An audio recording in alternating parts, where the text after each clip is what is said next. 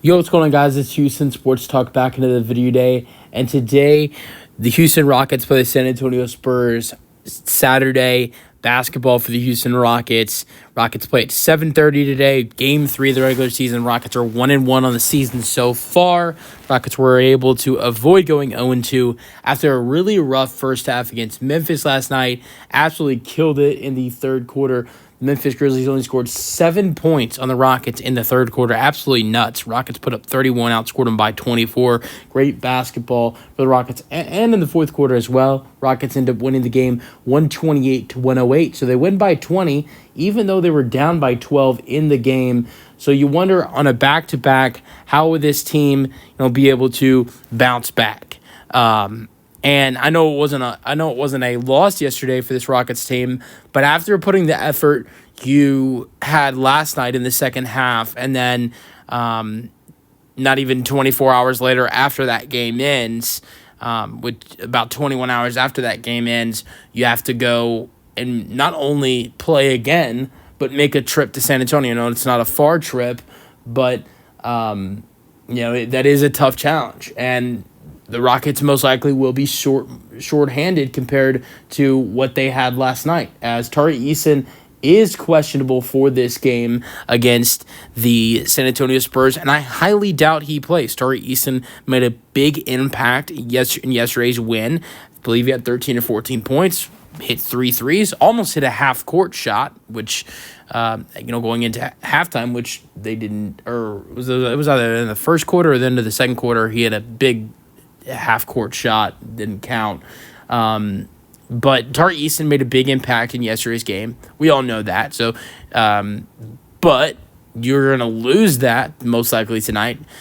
I mean, it's not all the time that someone that's a game-time decision, ends up, playing. It's not like that's rare, but most likely you're not going to see a guy like Tari Eason who didn't even play 30 games last year and had a really bad injury last year, and still I think you can tell is still not 100% healthy, play a back-to-back. So I don't expect Tari Eason to play back-to-back, just like I didn't expect Steven Adams to play back-to-back. We'll see if we see Steven Adams tonight, but, he's a game-time decision as well, dealing with his injury. But I didn't expect him to play. If Steven Adams was healthy, I didn't expect him to play both these games. Like, if Steven Adams played last night, if he was able to go last night for the Rockets, he would have definitely not played tonight. So we didn't see Steven Adams yesterday against Memphis. I think now there's probably a better chance he plays today. We'll see. He's going to be a game-time decision. I think it definitely doesn't hurt as much losing Tari tonight if he's not going to be playing on a back-to-back this early into the season, if you get Steven Adams back. But we'll see what happens. With the Spurs injuries, Devin Vassell is still hurt. I believe he's dealing with a foot injury, and that loss hurts for them, and I'm actually really interested to see when he gets back. A lot of people talk about how good Chris Paul and Wemby are going to be together. How good they're going to be together. I think they're going to be great together. That's something. That's the number one thing I'm excited about Chris Paul being on the Spurs. But I also think Chris Paul is going to make Devin Vassell a better shooting guard. And I think once he gets healthy, I think they'll be a more interesting team to watch with Vassell, Wembanyama, and Chris Paul giving them the basketball. We are not going to see that tonight against the Rockets. Want Vassell to get healthy, but not gonna lie. He can do it another night, not tonight against the Rockets. Also, another tough blow. Although now you have Chris Paul, I don't think it hurts as much. Trey Jones is going to be out in this game. He had 3 points, 3 assists, and 1 steal in their opening game against the Mavericks. Keep in mind, he doesn't have to do as much anymore now that they have Chris Paul. So, to go out there and get 3 assists when they have Chris Paul now, not terrible for Trey Jones, but they're going to lose that tonight. And even with Chris Paul, I think he's still a decent guy to have off the bench as your backup point guard and be a nice scoring option off the bench to score and assist this year for the San Antonio Spurs. Just like Tyus Jones, his brother has done most of his career. Obviously now it's kind of different for Tyus Jones now in Phoenix, being the starting point guard for Phoenix, but I think Trey Jones will be solid for San Antonio this year, but it's not going to be tonight because he is out with an injury. And that's it for both teams' injury reports. want to get into my predictions for this game, what the Rockets need to do to get a win. Jalen Green was fantastic last night for the Rockets. Sometimes it was kind of like the performance of Jalen Green. If you look at the box score, it doesn't look like he had a great game because he took a lot of shots, took 21 shots, made 8 of them, which isn't terrible. I mean, it's above 40%. It's he was near 50%, but it's above 40% from the floor, or near 40% from the floor, which is not bad for Jalen, and but it's not just the scoring impact he had. He scored 22 points. That wasn't the big thing. I thought the big thing was Jalen Green defensively in this game yesterday. 3 steals, 1 block. Jalen was making a huge impact, defensively. There was one possession where, he comes in and steals the ball and takes it all the other way, for a dunk. That's the type of basketball you want to see from Jalen Green. Not just him making an impact offensively, but him making an impact defensively, and that's what he did yesterday. So I think you need to see that happen, again today. I mean, I'd like a little bit more, efficiency from Jalen Green scoring, with his shot taking. 8 for 21 is an ideal night, but it's still 22 points.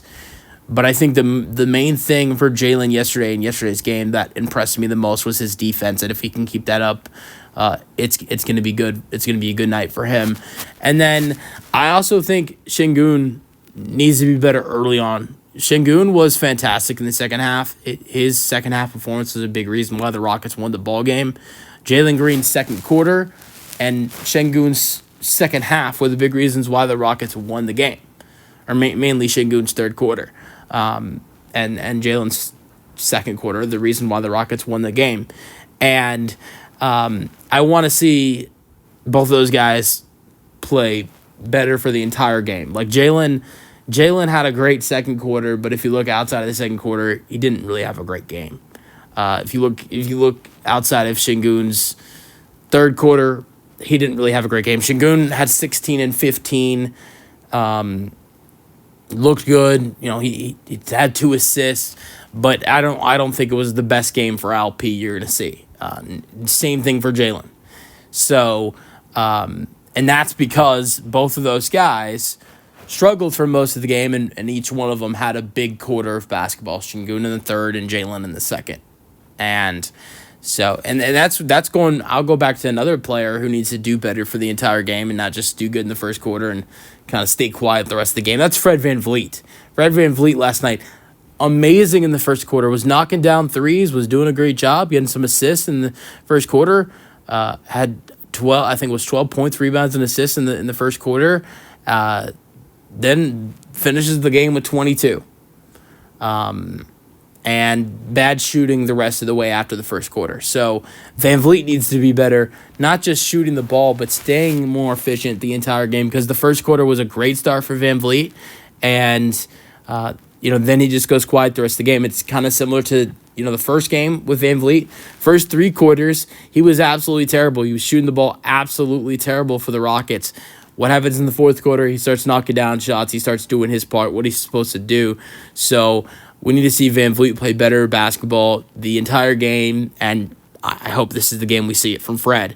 And so those 3 guys, looking at those 3 guys, they need to be better for the entire basketball game. And I'll also go to Jabari. Jabari was fantastic yesterday, absolutely fantastic yesterday. I mean, Jabari stepped up in the first half when Şengün was not playing his best basketball. Going up against Zach Edey, the Rockets lean on Jabari to step up more. Something you don't see often to start off the game. Jabari was the guy doing the tip off instead of Şengün. With Zach Edey. I wonder if they do that tonight with the Wembanyama. I remember last year with the tip offs against San Antonio would be Şengün versus Wembanyama, but seeing them put up Jabari Smith Jr. to start off the game against Zach Edey on the tip-off, it didn't go the Rockets' way, of course, going up against Zach Edey, but I wonder if they'll do that against Wemby tonight. We'll see. I imagine they might go back to Şengün. That doesn't matter much, though. But the part was, it started off that way for Jabari, knowing to step up, going up against the bigger guy, and Zach Edey, the second tallest guy in the NBA. And he really did step up. He had the most rebounds on the team at 16 rebounds. And I know it doesn't look like he was carrying the Rockets with rebounds because Şengün had 15, but it wasn't like that early on. Şengün wasn't as dominant with his rebounds early on in the game. Later in the game, in the third, fourth quarter, he started collecting more rebounds, talking about Şengün. But Jabari in the first half was dominating the boards for the Rockets. And he was knocking down shots. He was driving into the paint, getting the Rockets second chances as well. I believe he had 5 or 6 offensive rebounds. So Jabari was doing big things for the Rockets last night. If that can continue against a team he has struggled against mainly his entire career in the San Antonio Spurs, that's going to be great for Jabari. Now, predictions for this game, I think it's going to be tough for the Rockets to get a win just because you're on the road. It's a back-to-back going up against a tough player like Wembanyama. San Antonio showed some good things in the first game. Honestly, I feel like this is a 2-game set. Keep in mind, this is a 2-game set against the San Antonio Spurs. So I kind of feel like the Rockets split these 2 games against San Antonio. And I want to say if the Rockets lose tonight, I see them winning the next game. But if they win tonight, I see them losing the next. I don't see the Rockets in this. I don't see the Rockets taking a sweep in these next 2 games against the Spurs, and I don't see the Rockets getting swept in these next 2 games. I think it's going to be a split.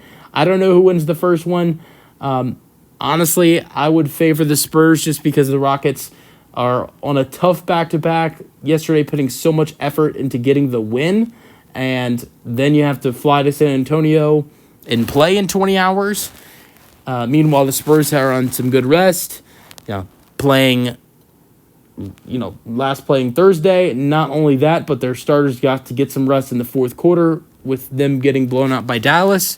So I think San Antonio has more energy in this game, most likely, because the Rockets are on a second night of a back-to-back. And not only that, but the Rockets are going to be tired. So I'm going to say the Rockets lose this game, but I think if they lose it, it's going to be a very close game. I think the Rockets are the better team. It's just tough because it's a back-to-back. But I think if the Rockets lose this game, they come right back on Monday against the Spurs and beat them. Let me know your thoughts in the comment section. Peace out, go Rockets.